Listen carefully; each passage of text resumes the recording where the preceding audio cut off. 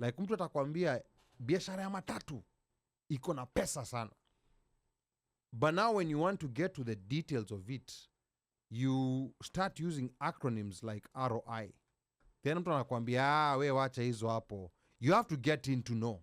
Kuna ujuaji pia, where people are getting involved in get rich quick schemes. Mtu anakuambia kuna deal hapa, kuna mpango. If you get into this, anywhere within a year, you've tripled your money. That's why schemes kama ile ya Quail, they tend to become very popular in Kenya.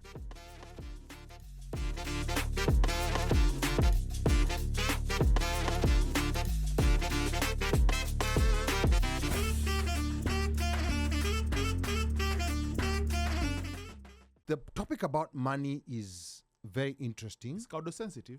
When it comes to Kenyans. Because there's two schools of thought.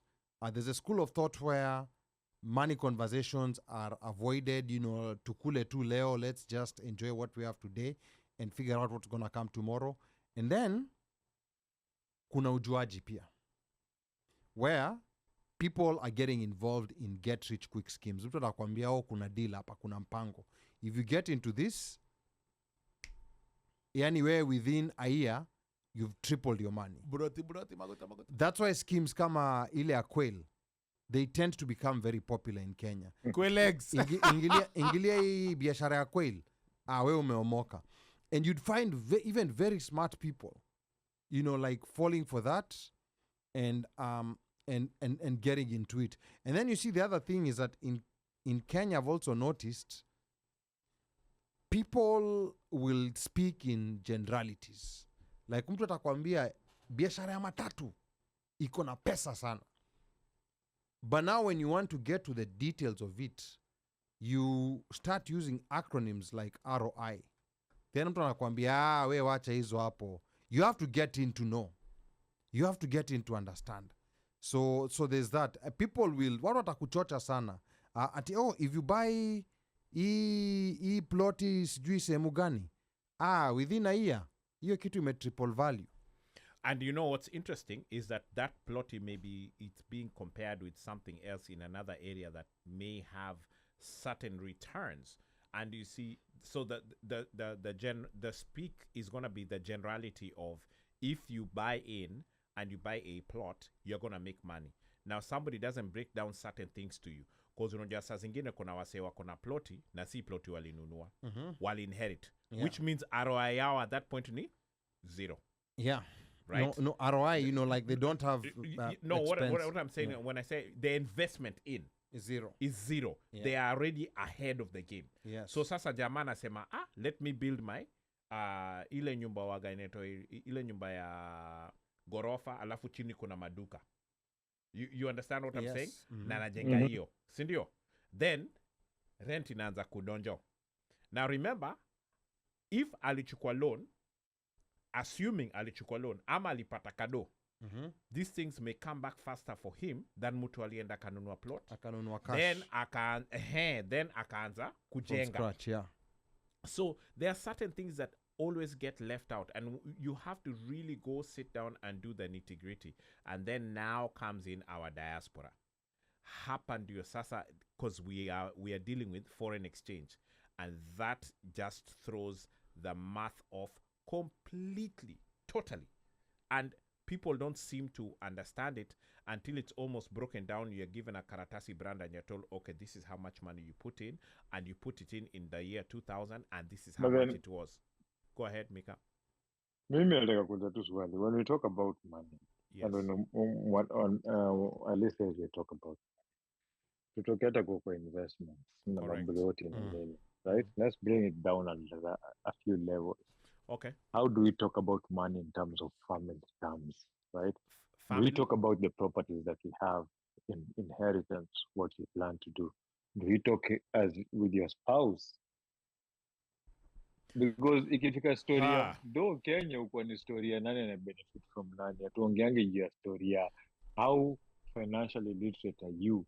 When you start talking to somebody, you ask them how financially literate, you ask them about their debt, you ask them about the investment, you ask them about, because hizi ni vitu zitaku affect the future when you're starting out we're in our not age taught, pale we're tuko not sisi taught, sahi. we're not taught to talk about Wengi money. wetu tumeoa ama tunafikiria kuoa, na hata kama tumeoa tuko na watoto wenye tunafaa kuachia vitu. We start looking at the fact that most of us, we are nearing retirement. We are closer to retirement than we were to starting a new job. Sasa tukifutwa job, kupata job ni hard kwa sababu tunaonekana ni kama tumezeeka, skills zetu za kitambo. We are not that marketable in the market. So how are we ensuring that our tomorrow years are going to be softer, are going to be better?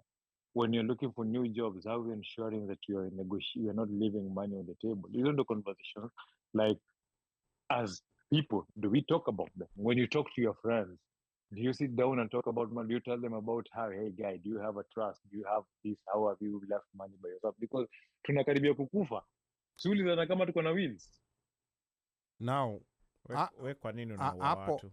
Hapo pale umefika Mika, kwanza ni mbali sana. We kwa nini unaua watu? Si uanze tu hapa pali pa watu ongea ndani ya nyumba about finances. Hapo ndio pali tu. Hapo Mika pale umefika ni mbali sana. And I think the issue, like na Kenya is that it's a very subsistence economy. Meaning ile chapa mtu anapata ndo ile chapa anatumia. And then what exaggerates that subsistence, it's a class-based economy.